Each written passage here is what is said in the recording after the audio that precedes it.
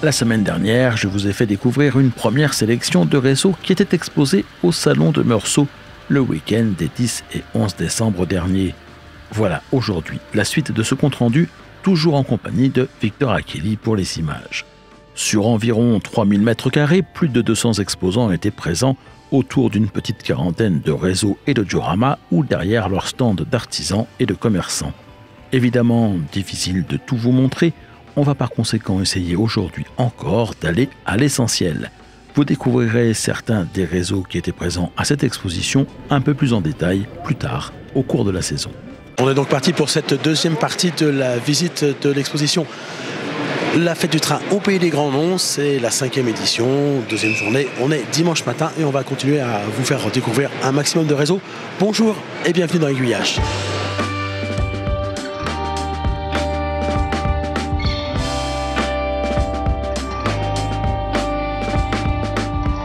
Allez, on va arriver sur un réseau qui est vraiment dans le thème de l'exposition, puisqu'il est consacré au chemin de fer secondaire. Et chemin de fer secondaire, cette année à Meursault, c'est en plein dans le thème.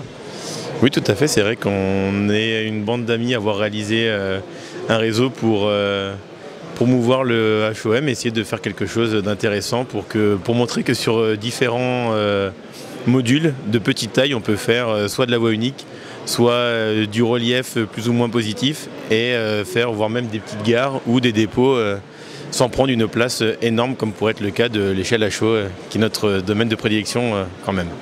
Quand j'entends un groupe d'amis, c'est-à-dire que c'est pas une association, c'est pas un club? Non, pas du tout, on est 3 jeunes et un peu moins jeune pour essayer de faire quelque chose. On a de bonnes relations entre nous et puis ouais, c'est l'idée de faire un réseau qui évoque des moments ou des lieux bien précis de notre adolescence ou jeunesse. Et voilà, on arrive à cet ensemble-là, mais on n'est qu'une bande d'amis de 4 personnes. Justement, on peut faire un petit tour pour voir quels sont ces différents tableaux, qu'est-ce qu'il y a, par où est-ce qu'on commence? Par l'une des deux extrémités, on va commencer par ici. Donc ce premier module a été réalisé par Christophe Constant, architecture et passion. C'est le module pour représenter la boucle, parce qu'en fait le réseau il est en voie unique avec 2 boucles de part et d'autre, avec un petit viaduc et puis l'histoire de faire du relief positif pour combler justement le retour de la boucle pour retourner ensuite vers les autres modules. Donc ensuite entre chaque module il y a un diviseur scénique pour justement bien séparer la différence de végétation entre les deux types. C'est pour éviter d'avoir une cohésion, pour pas avoir de cohésion et puis que ça puisse être joli à l'œil. Ensuite, on est sur la gare qui reproduit le site réel de la Rouve Jalcestre. Oui, je pense que c'est ça le nom. Donc c'est Julien Bouton qui l'a réalisé. Maintenant, il est l'artisan de aiguillage et accessoires. Donc voilà, et là c'est vraiment le site réel de cette gare-là qui est reproduit. Voilà, donc c'est vraiment inspiré d'une photo avec les bâtiments et tout ce qui va bien. Donc là, le réseau a vraiment été mis en place et en forme en L, spécifiquement pour Meursault? Non, il y a un diviseur scénique juste entre les 2 modules, entre le dépôt et la gare, parce que la 2 configurations possibles, soit en forme de L, soit en forme de long, et après ça dépend on propose les 2 solutions aux organisateurs, et eux en fonction de leur emplacement et de leur disponibilité, on s'adapte. Donc justement, après on arrive au dépôt. Voilà, donc à la base c'était d'inspiration Indre-et-Loire. Ensuite, c'est devenu sur 1,20 m une gare avec une petite remise, une grue à eau et un petit quai pour charger, pour montrer que sur 1,20 m, on peut représenter quelque chose d'agréable tout en manœuvrant sur une petite surface. Après, c'est par moi-même. Ah bien. Pardon. Ensuite, à côté, donc la cité de Calvi. Représentée par Laurent Marquez, qui est maintenant a repris le magasin du Casse Modélisme. Et c'est vraiment, c'était son lieu de vacances, donc il a voulu reproduire son image et son souvenir de ses vacances quand il partait là-bas ou quand il part là-bas.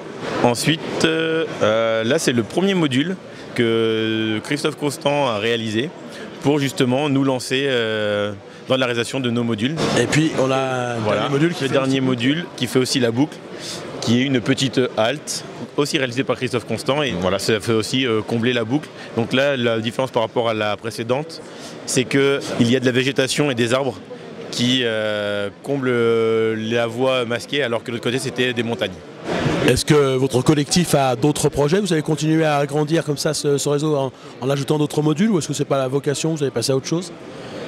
Il y a un nouveau projet vraiment en HO qui passe à autre chose.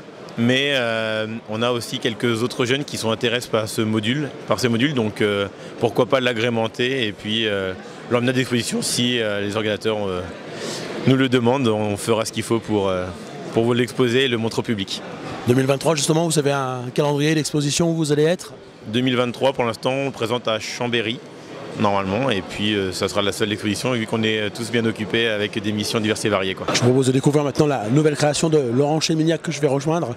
Bonjour Laurent. Bonjour Thierry, ça va? Beau viaduc que je crois déjà avoir vu en Auvergne.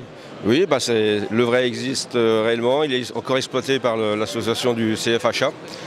Donc voilà, il a la chance de pouvoir voir des vrais trains qui passent dessus, et donc ça c'est la reproduction 87e stricte. Oui, j'allais dire, vu la taille, on n'est pas dans une évocation. Non, j'ai tendance, c'est tout ou rien. Donc j'ai pris le plan divisé par 87 et voilà, ça donne ça. L'idée t'est venue comment?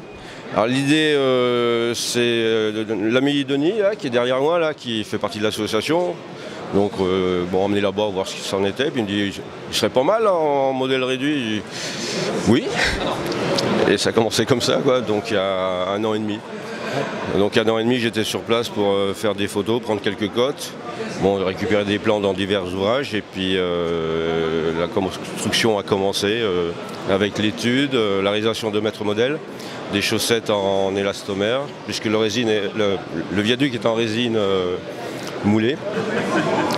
L'assemblage durant l'année est rendu présentable vendredi à 11 h avant de partir au boulot et le soir de l'amener ici. Juste ce qu'il faut. Vu la taille, vous n'avez pas envisagé une seconde de le faire en N ou dans une échelle plus réduite? Alors c'est vrai que je pratique plus le N que le HO, mais lui il est HOiste, alors on va commencer par le faire en HO.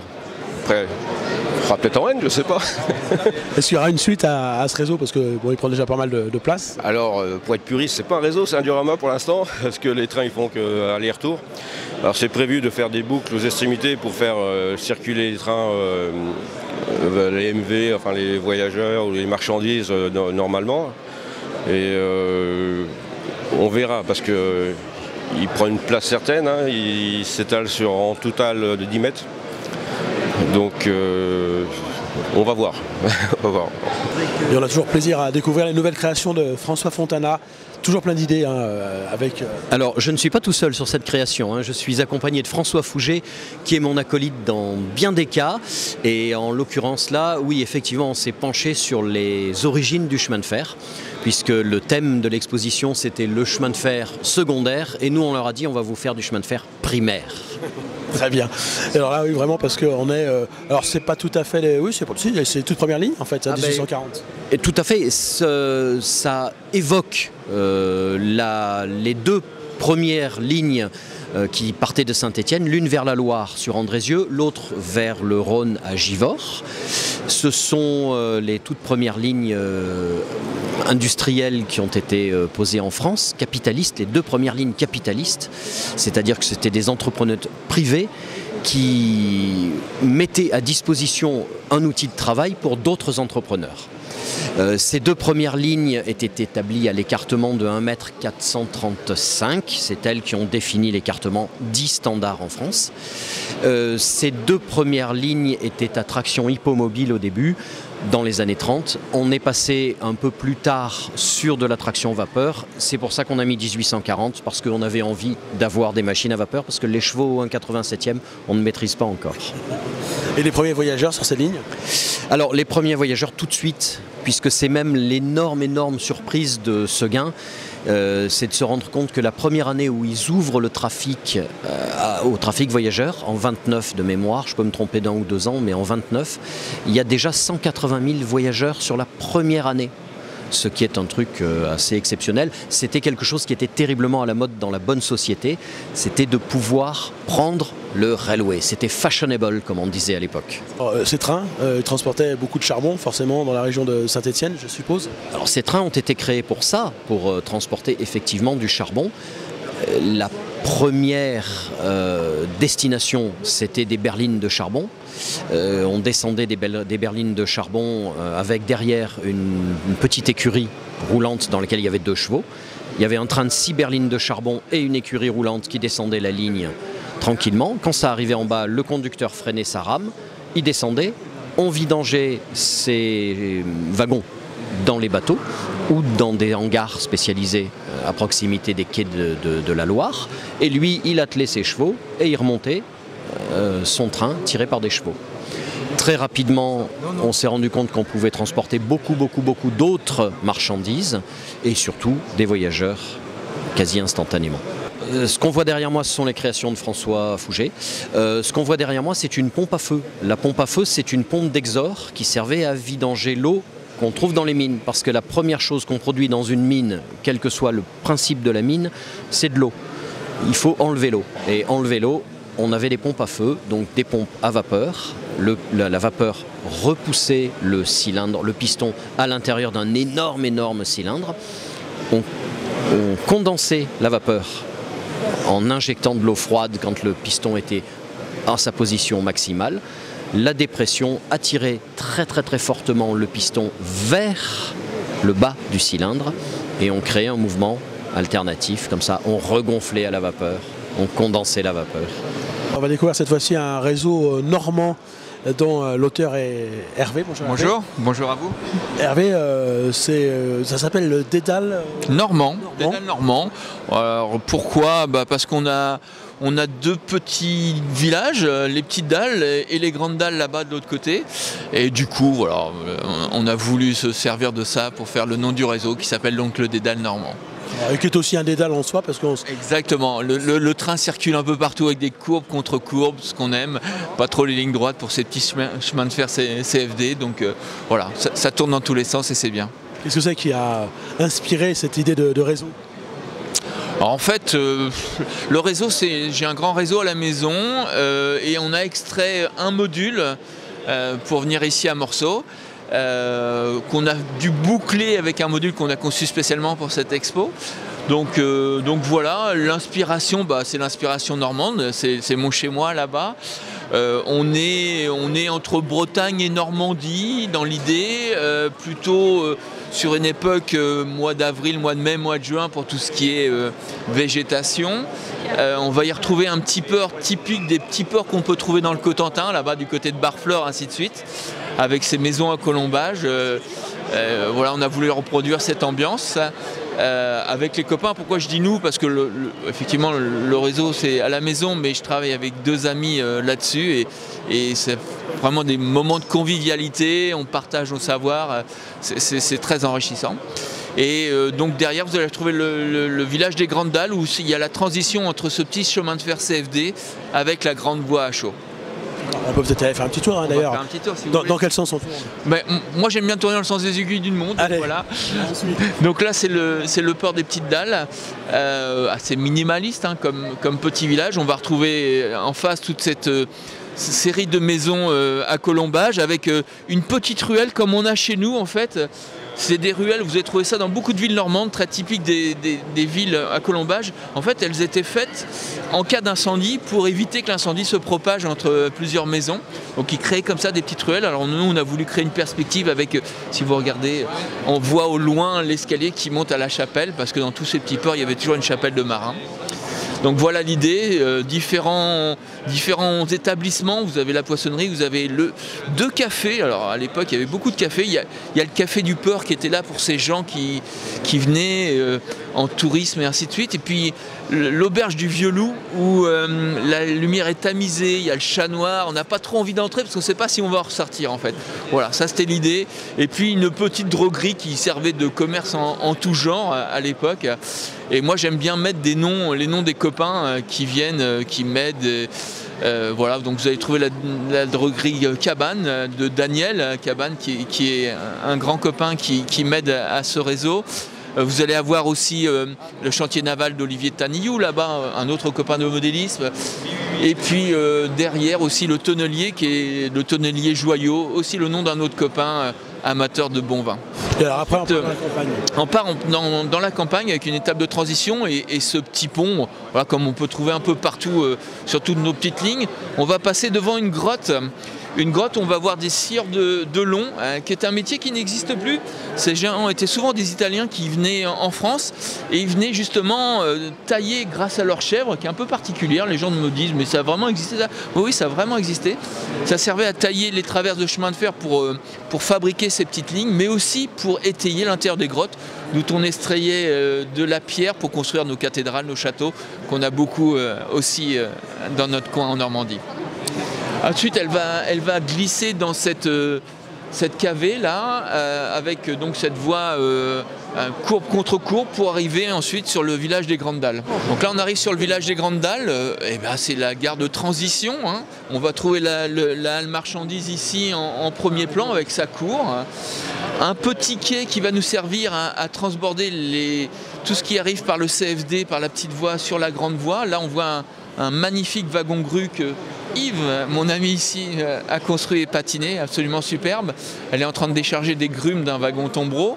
Derrière, vous avez la maison du notaire, la maison du notable du village, un peu plus importante, avec son petit chien bien soigné et puis la belle traction toute neuve devant. Vous rentrez dans le village, vous allez trouver le café des deux gares, puisqu'on a deux gares. Hein. Vous avez le poste télégraphique aussi, toute la petite cour est aménagée. Bon voilà, on a essayé de reproduire à nouveau ces ambiances, moi c'est ce que j'aime dans le train. Et puis il y a une dernière face. Et la dernière face, on y va, on sort du village des Grandes Dalles, toujours une partie de transition avec voilà, de la vallée, son champ de colza en fleurs. Et puis on arrive devant la gare des Petites Dalles, donc juste avant le port. Hein. On va y trouver les petites vaches comme à l'époque hôtières, on appelait ça hôtières, elles avaient un piquet, une chaîne, et puis elles tournaient comme elles peuvent pour se nourrir, et puis on venait les changer dans l'après-midi. Voilà. Tout le fait que l'herbe trace. Exactement, il y a des cercles dans l'herbe qui reproduisent ça pour les gens qui connaissent. Vous avez poussé le détail. Je sais pas si c'est pousser le détail, mais en tout cas, moi dans mon enfance, j'ai connu ça et j'ai voulu reproduire ça. Eh bien, belle évocation de la Normandie, merci beaucoup. Merci beaucoup, bon salon à vous. Alors, on va découvrir un site maintenant de la région Auvergne-Rhône-Alpes avec Gauthier. Bonjour Gauthier. Bonjour. Et une gare bien connue des amateurs, hein, celle de Dunières. Oui, tout à fait, ouais, la gare de Dunières avec les PLM et les CFD du Vivarais en particulier. Alors gare un peu spécifique parce qu'il y avait de la voie normale et de la voie étroite. Oui, tout à fait. Oui. Il y avait un entrelacement des voies qui partaient d'un côté de l'autre. Et c'est vrai que ça a donné une gare assez atypique et qui finalement a été beaucoup photographiée et qui est très connue, mine de rien. Et qui existait jusqu'à quand dans cet état-là? Alors vraiment à fond, on va dire qu'on était jusque dans les années 68 à la fermeture du réseau des CFD et ensuite fermeture de la gare complète en 2003 au trafic fret, enfin la ligne en complet et la gare même en 91. Et là, on se trouve en quelle année sur la maquette? On est dans les années 60, avant la fermeture, à la belle époque. Ouais, donc en période de pleine exploitation. C'est ça, tout à fait. Où il y avait beaucoup de monde dans la gare et un gros trafic de bois et de transbordement de matières et de voyageurs. Ouais, justement, j'allais dire, qu'est-ce qui s'y passait? Où est-ce que les voyageurs allaient? Alors en fait, nous, la gare, elle a beaucoup servi déjà à la base pour transvaser des matières de chez nous, de la région montagneuse, dans le bassin minier de Saint-Étienne pour le boisage de mines. Et ensuite remonter aussi beaucoup de vivres de Saint-Étienne. Et le bassin minier envoyait beaucoup de charbon dans la vallée du Rhône en partant à Saint-Rambert-d'Albon. De ça aussi, beaucoup de personnes ont utilisé le train par le petit train, que nous on appelait ça le petit train, par les CFD pour désenclaver les campagnes. Et donc du coup, ils descendaient à la ville, notamment pendant la guerre. Beaucoup de Stéphanois sont montés par cette gare pour aller chercher à manger chez nous dans les campagnes. Qu'est-ce qui vous a donné envie à vous de travailler sur cette gare? En fait, j'étais pas très loin, finalement, à 7 km. Comment dire, j'ai été beaucoup m'y promener quand j'étais petit. Ma mamie m'y emmenait, on allait toujours à la grande gare et puis ensuite à la petite de Dunierville. Et du coup, après, j'ai voulu me remettre au modélisme. Et puis, je suis parti là-dessus, au final, comme ça, bêtement. Et puis après, se sont rajoutées plein de petites choses. Mon arrière-grand-père a travaillé dans cette gare. L'oncle de mon père a été chef de gare jusqu'à la fin. Et des cousins de la famille ont expédié beaucoup de bois dans cette gare, donc du coup il y a une certaine affect qui fait que voilà, j'ai pris le parti de faire ce sujet-là. On va rendre visite à un autre modéliste bien connu des aiguillonautes, Gérard Force. Gérard qui nous avait habitués à des petits réseaux, je ne sais pas ce qui s'est passé là, mais tout d'un coup... Bonjour à vous. Eh bien effectivement, cette année, on m'a demandé de présenter un module, entre guillemets, en exclusivité. Et puis, je sais pas, je suis tombé dans la marmite, non pas d'Astérix et Obélix, mais j'ai fait du gros, si je puis dire, et pardonnez-moi le terme. Mais pour la première fois, j'expose un grand module à l'échelle 0, 1/43e donc. Et historiquement parlant, pour ce module présenté que vous avez là, eh bien, je me suis inspiré de la gare d'Autun. Tout simplement, une gare parce que, et ce dépôt d'Autun, surtout, pardon, ce dépôt d'Autun, parce que c'est un petit dépôt avec une petite stèle, petite rotonde avec 3 stèles, petite plaque tournante, ça me convenait pour réaliser ce module en fait. Quelque chose qui à l'origine aurait pu être modeste, peut-être tu t'es dit là, petit dépôt, puis finalement ça a pris de l'ampleur. Oui, parce qu'effectivement il faut quand même aérer un petit peu l'ensemble et puis mettre en valeur, parce que pour moi un dépôt c'est l'antre des machines évidemment, vapeur ou diesel, et les mettre surtout en valeur. Voilà. Et donc comme vous pouvez le remarquer, j'en suis fier, le fond de décor. Le fond de décor, c'est une photo que j'ai réalisée pour être dans bien le contexte. C'est une photo que j'ai réalisée à la basilique de Vézelay, dans les jardins derrière cette basilique. Et donc, on a une vue complète sur le Morvan, tout simplement. Et là, je suis dans l'ambiance type de ce que je voulais. Complètement. Et on est à l'époque vapeur. Époque vapeur, les premiers diesels arrivent, donc on va dire 60, 70. Je suis large. Voilà. Comment est-ce que va évoluer ce module ? Alors, l'évolution de ce module, ma foi, bon, c'est jamais fini. Il est clair que j'ai des détails encore à faire, mais il va s'arrêter là. C'est-à-dire qu'effectivement, je n'irai pas plus loin. C'est une histoire longue de travaux, de fabrication. En fait, en réalité, je suis heureux parce que j'ai réalisé un rêve d'enfant. Je ne pensais pas qu'un jour je réaliserais un module à l'échelle 0 qui pour moi, il y a encore quelques années, je disais qu'est-ce que c'est magnifique, mais jamais je pourrais réaliser ce genre de choses. Et là, je suis un homme comblé parce que au moins je fais partie des hommes qui ont réalisé leurs rêves. Je voulais que tu nous dises quelques mots aussi de ta table de commande, là, parce que tu nous as l'air d'avoir fait quelque chose d'un petit peu... Bon, ça je l'ai fait faire par un spécialiste, donc les ateliers Michel Hugon, qui m'a réalisé, moi je ne suis pas très informatique, mais il m'a dit mais si, ça va être très bien, il te faut ça. Donc c'était un TCO qui est géré électroniquement bien entendu, et avec une centrale Écosse qui me permet de faire évoluer les machines tout en douceur, accompagné du système des feux de voie complet. Voilà.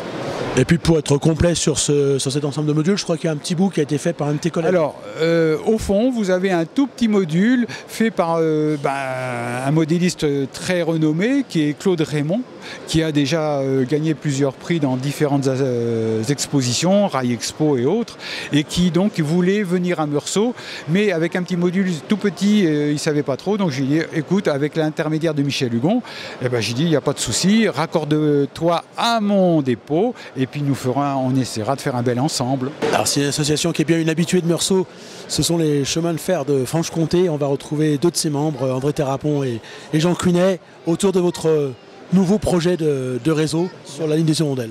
Eh bien, c'est un projet qu'André a initié. J'avais fait un reportage dans l'Oco-Revue, ça a plu à André, et on a dit bon, on fait la gare de Saint-Claude. Voilà. C'est le départ de votre nouveau projet. Parce que, je le disais, on vous voit assez régulièrement à Meursault, même à toutes les occasions, vous avez toujours quelque chose à présenter ici. Pour venir à Meursault, il faut présenter quelque chose de nouveau. Et voilà. C'est fortuit, c'est qu'on ne savait pas quoi faire. On est parti sur un projet qui était quand même conséquent, qui prenait de l'ampleur, et on s'est dit ça vaut le coup d'être présenté à Meursault. Par contre, ça nous a mis une pression énorme parce qu'en 2 ans et demi, On a passé à peu près 5000 heures tous les deux pour le décor, la technique, et on a encore des choses à finir, mais on y arrivera. On est à quelle époque? Eh bien, nous sommes, quand ce sera fini, entre 1970 et 2010. Donc on va dire les grandes heures de la gare? Oui, on peut dire comme ça, oui. Justement, à quoi ressemble cette gare à cette époque-là? Eh bien, c'est une gare intéressante parce que c'est une double gare terminus. Les trains venant du sud d'Oyonnax s'arrêtent à Saint-Claude, ceux venant de Morée s'arrêtent également à Saint-Claude et chacun repart de son côté. Le but, c'est de commencer le trafic des années 70 et de finir sur une journée, donc 70 à 2010, et de recommencer de faire un cycle horaire et ça sera le but pour au moins dans un an, quoi. Voilà. Alors qu'est-ce qu'il y a de remarquable là sur ce réseau? Il y a déjà pas mal de bâtiments qui ont été positionnés.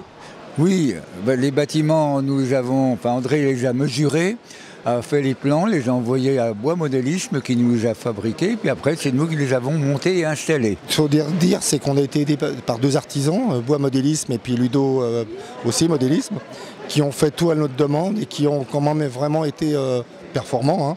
Bon, on a un peu traîné parce qu'il y a eu des problèmes d'approvisionnement, mais on arrive à faire quelque chose en temps et en heure pour Meursault, quoi.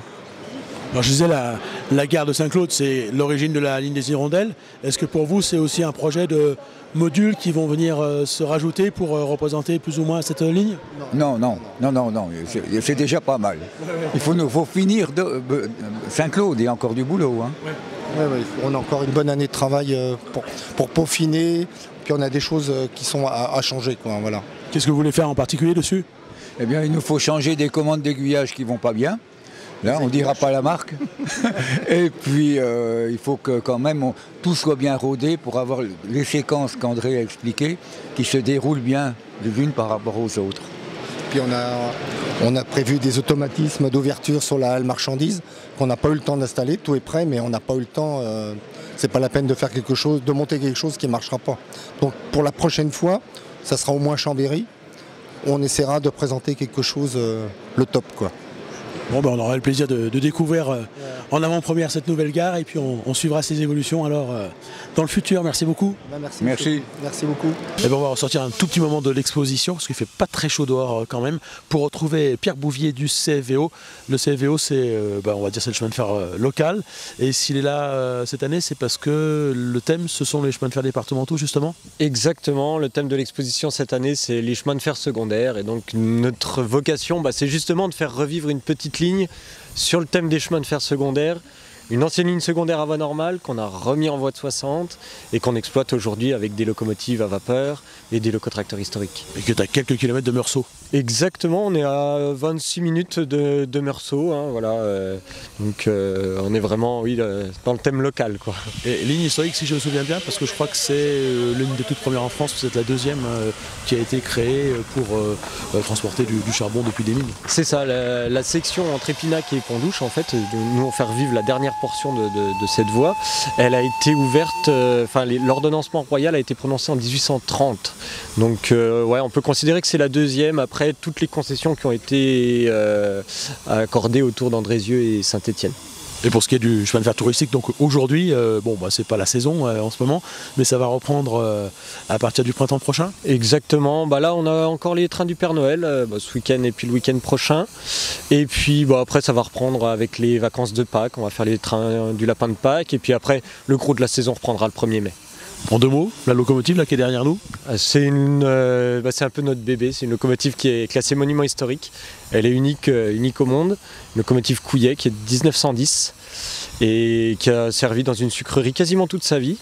Et elle a juste été réquisitionnée pendant la Première Guerre mondiale. Elle servait à acheminer le matériel sur le front et elle a été restituée à la sucrerie qu'en 1922. Donc après elle a été restituée à la sucrerie, puis après elle a servi à tirer des trains de betteraves jusque dans les années 60, en 65 je crois. Puis après elle a été récupérée par différents passionnés avant de revenir au CFV. Elle a fait l'inauguration de notre ligne en 78, avant d'être revendue dans un chemin de fer en banlieue parisienne. Et après elle est revenue à Bligny en 2001. Elle a été classée monument historique en 2004. Bon, bah écoute, je vais te laisser aller retourner au chaud parce que tu as. Je vais me remettre au chaud, ouais. Sans avoir une cheminée. Ah, c'est ça, un bon poil. Les temps qui courent, c'est quand même pas mal. Et nous, on va continuer à aller voir des trains miniatures. Et bah, bonne visite. Merci Thierry. On va s'intéresser maintenant à un tout petit réseau, mais plein de bonnes idées techniques. On va en parler avec son créateur Jérôme Constantin. Bonjour.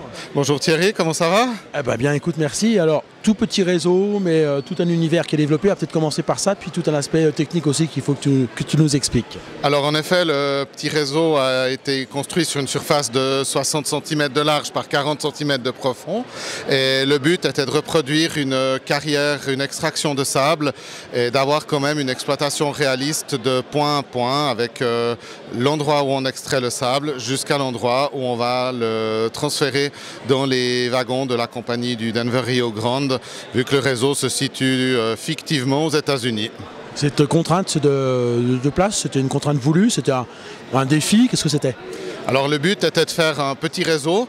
Après, pourquoi je suis parti sur 60 par 40 cm, j'avoue que je ne me souviens plus.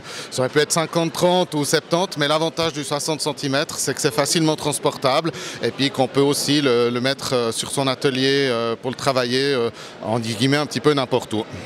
Alors j'ai beau regarder, là je vois une belle rampe, pas de crémaillère. Et les trains, ça roule impeccable. Je crois qu'il y a un secret. Oui, il y a un petit secret. Le matériel, au fait, est de marque Bush, ceux qui font du décor et des voitures, et c'est leur train de mine. Et au fait, pour améliorer la prise de courant, ils ont mis une piste magnétique sous la voie et un aimant dans les moteurs. Et au fait, j'ai un peu utilisé ce système pour pouvoir lui faire franchir les rampes. Alors un petit peu incroyable du réseau, mais le personnel s'en plaint pas. Ils sont assez à la cool, on les voit sur le locotracteur, ils sont pas tellement inquiets. Bon, c'est essentiel, c'est que le système fonctionne bien pour eux aussi, ça leur demande pas trop d'efforts. Voilà, exactement. Alors, est-ce que tu peux nous présenter un petit peu qu'est-ce qui se passe là? Le train part d'où? Il va où? Alors le train va partir depuis la partie supérieure où on a l'extraction du sable par une pelle mécanique, où il y a une carrière qui est située un petit peu plus loin, en dehors du réseau dans notre imagination, et il y a des camions qui viennent amener sur une chargeuse à godet. Après, dès le moment où les berlines sont chargées, on redescend jusque sur la zone un peu de l'atelier où on a la remise à locotracteur, l'atelier qui est complètement détaillé, le dépôt avec le matériel de réserve, le propriétaire de la carrière qui évidemment surveille que tout se passe bien, pour ensuite venir verser dans la gondola du Denver et Rio Grande. Voilà. Chemin de fer à voie normale a priori? C'est plutôt la voie de 3 pieds des États-Unis. Oui, normale des États-Unis. Qui part, on ne sait pas où. On ne sait pas où. Le but, c'était d'avoir des sorties en dehors de mes 60 cm par 40. Voilà, je crois que là, on a affaire à un réseau qui a une histoire un petit peu particulière. Alors, je vais demander à Vincent de nous la raconter. Bonjour Vincent. Bonjour. Alors ce réseau, c'est le réseau d'un ami, c'est ça? C'est effectivement le réseau de Maurice, qui est malheureusement décédé il y a 2 ans. Et ça fait longtemps qu'on est copains, ça fait à peu près une dizaine d'années. Et quand j'ai vu ce réseau, je me suis dit, oh, c'est fantastique. J'adore ce réseau et donc du coup, je ne le voyais pas partir à la poubelle. Et j'ai entrepris de le démonter pour l'exposer à Meursault, parce que Maurice était un grand fan de Meursault. Et je me suis dit, c'est lui rendre un bel hommage. Maurice était modéliste? Maurice était modéliste, il a fait un peu d'aéromodélisme et puis il s'est mis au train en 2006 je crois. Il a commencé ce réseau et en fait c'était un grand passionné qui adorait rentrer dans les détails et il a fait plein de modifications de matériel déjà existant pour avoir un matériel un peu spécifique et c'était une de ses grandes particularités. Je vais dire, et vous? Vous connaissiez le réseau? Vous étiez aussi un peu dans la partie? Alors je connaissais le réseau, oui, effectivement, depuis un petit bout de temps. Et j'ai également un réseau, donc je maîtrise aussi Train Controller, donc ça a permis de démonter le réseau assez facilement et d'arriver à le remonter. Ça m'a pris beaucoup de temps, pas mal d'énergie, mais voilà, je suis très content de lui rendre hommage aujourd'hui. Parce qu'à la base c'était un réseau fixe, hein, donc il n'avait pas du tout vocation à être démonté et à être... Exactement, c'était un réseau qui était posé sur des équerres avec des planches de plancher, donc un truc qui était très très costaud mais pas fait pour être démonté. Et donc j'ai créé des renforts partout avant de le découper. Ensuite j'ai découpé, j'ai essayé de le faire le plus soigneusement possible. J'ai dû refaire toute l'électricité parce que comme je vous le disais, c'est équipé de train controller, donc il y a des décodeurs partout et j'ai dû faire je sais pas, plus de 1000 soudures. Il y avait des coulisses qui étaient sous le réseau pour prendre moins de place et par simplicité, moi je les ai mises derrière, donc j'ai supprimé les 2 hélices.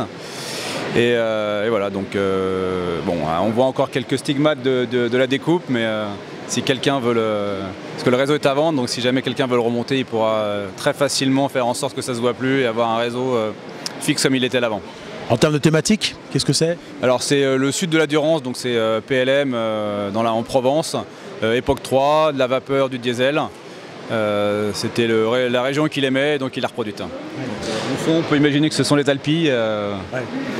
Donc c'est un réseau que vous avez mis en L ou qui était peut-être déjà en L. Il était comme ça, moi j'ai rien touché, le décor était quasiment terminé, j'ai recouvert 2-3 parties du sol qui n'étaient pas complètement finies. Mais sinon le réseau est tel que Maurice l'a laissé. Voilà, moi je ne fais que le découper et le remettre, le rendre transportable une fois pour l'exposer à Meursault, et je ne pense pas recommencer parce que c'est un gros boulot. Donc avec une partie gare.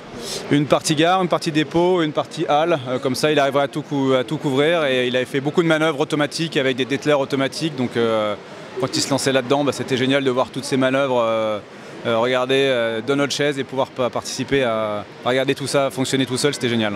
Bon, l'idée, ça serait évidemment que ce réseau continue à vivre chez un autre modéliste qui pourrait être intéressé. Oui, donc le réseau est à vendre. L'idée, c'est de poursuivre l'histoire de ce réseau. Donc on cherche quelqu'un qui serait passionné, qui tomberait amoureux de réseau comme moi je le suis déjà. Bon, j'ai malheureusement un grand réseau, donc j'ai pas la place d'en reprendre un deuxième, puis ça prend beaucoup de temps. Mais là, tout est là pour une bonne base, et voilà, ça permettra de laisser à sa femme et à ses enfants un souvenir de lui. Si vous êtes intéressé, vous pouvez m'adresser un mail à l'adresse info@aiguillage également avec un s.eu. Et on va se tourner maintenant vers Denis Thomas, l'instigateur de cette fête du train. À quelques heures de sa fermeture, on pouvait déjà tirer une forme de pré-bilan de son édition 2022. Ouais, c'est un beau salon qui est en train de se dérouler. Ah ben, magnifique, hein, depuis 2 jours, ça ne désemplit pas, vraiment un public de qualité. Et puis évidemment des exposants de grande richesse, d'échanges, de partage, vraiment un salon exceptionnel. J'ai envie de dire quel est un peu votre secret, parce qu'il y a beaucoup de gens qui disaient « Waouh, la dernière fois c'était déjà très bien, mais alors là c'est encore un niveau au-dessus ». Écoutez, notre ADN, c'est de rendre heureux nos visiteurs et de respecter et de rendre hommage à tous les concepteurs de réseaux, de dioramas, de modules. Et effectivement, l'alchimie se passe bien, puisque cette union entre les visiteurs et les exposants est magnifique, quoi. Il y a vraiment du partage, et puis surtout de l'explication, et puis de donner envie de construire, de donner envie de réaliser des modules, des dioramas magnifiques. Vous avez eu de la chance, hein, vous, parce qu'on va dire que juste la précédente édition est passée juste avant le Covid, celle-là passe juste après, enfin en tous les cas on l'espère, mais cette crise sanitaire a un peu inspiré quand même le salon. C'est vrai que nous avons terminé l'année 2019 avec Meursault, Covid 2020, 2021, 2022 on a osé, on a été téméraire, on a osé, on a créé l'envie.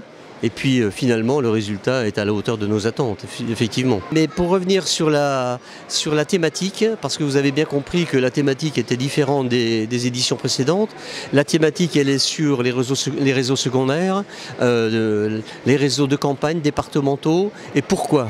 Bien parce que la pandémie a provoqué évidemment un statu quo dans la vie économique, dans la vie de tous les jours.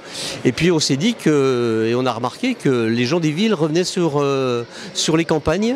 Alors je dirais pas les gens des villes reviennent voir les gens des champs, mais en revanche la formule était toute indiquée pour rendre hommage à tous ces chemins de fer départementaux qui ont permis à une époque autre de dynamiser la campagne. Donc moi je lance un message, je dis tous les jours que finalement la ruralité a toute sa pertinence, à condition qu'il y ait les moyens de transport. Puis vous verrez, l'avenir est au transport collectif, l'avenir est au transport ferroviaire. Il faut que nos élus, nos grands élus, comprennent que plus on mettra d'offres, plus on aura de monde. L'exemple que je prends régulièrement, c'est les Suisses. Les Suisses, vous allez en Suisse un dimanche matin, vous voyez des trains partout. Vous allez en France dans une gare le dimanche matin, il n'y a personne, évidemment il n'y a pas de train, donc il n'y a personne. Et tout le monde est sur la route, les poids lourds sont sur la route, les marchandises transitent par notre pays sur les autoroutes, alors que ce serait si bien sur le trafic ferroviaire. que la crise par laquelle on a passé va peut-être transformer des choses. Justement, je le souhaite de tout cœur. Hein. En termes de modélisme et des relations que vous avez avec les modélistes, est-ce que vous avez l'impression qu'il s'est passé quelque chose? C'est-à-dire, est-ce qu'ils ont produit plus? Est-ce qu'ils ont produit moins? Est-ce qu'il y a quelque chose qui a... C'est une bonne question. C'est une bonne question parce que, si vous voulez, on n'est pas élitiste à Meursault. En revanche, pour venir à Meursault, il faut rentrer dans le cadre, il faut rentrer dans le cahier des charges. Et effectivement, moi je rends hommage à tous ces réalisateurs de diorama. Ce sont vraiment des artistes, hein, je l'ai encore dit hier soir, c'est vraiment des artistes. Et cette reproduction du sens de l'observation qu'on a tous les jours est en modèle réduit, remarquablement fait. Et le niveau augmente parce que justement notre cahier des charges, lui, il est extrêmement rigoureux. Alors je sais bien qu'on fait des déçus.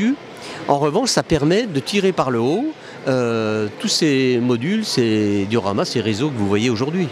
En quelques mots, justement, ce cahier des charges, qu'est-ce que ça serait? Si quelqu'un se dit, bah tiens, j'aimerais bien exposer et poser ma candidature pour Meursault dans 3 ans. D'abord, il faut rentrer dans le thème. Il faut déjà rentrer dans le thème. Il faut que ce soit de qualité. Il faut que ce soit de la reproduction, je dirais, à l'identique. Voilà. Et puis, il faut surtout qu'il y ait cette envie. Parce que quand vous regardez tous ces réseaux, ceux qui les ont réalisés, ils ont eu envie. Donc nous, on détecte l'envie des candidatures. Si le candidat est extrêmement précis dans sa proposition de candidature, eh bien voilà, il est retenu. Et la sélection est dure, mais même pour nous, parce qu'on veut satisfaire. Mais on a une contrainte aussi, c'est la surface. Hein. Vous savez, on a 3000 m², voilà, on ne peut pas aller au-delà. Hein. Justement, vous êtes déjà dans la projection de la future expo. Oui. On est dans la thématique de 2025. On vous fera la surprise le moment venu, mais vous allez rêver à nouveau. Vous allez rêver à nouveau parce qu'on a plein d'idées. Et là, cette thématique de 2025, moi, elle me séduit beaucoup parce que la thématique qu'on va désigner, qu'on va choisir, qu'on va décider ensemble, parce que c'est collectif avec les 30 bénévoles qui sont autour de moi, elle sera partagée évidemment. Et cette thématique-là, la référence, c'est que les trains traverseront Meursault, la gare de Meursault.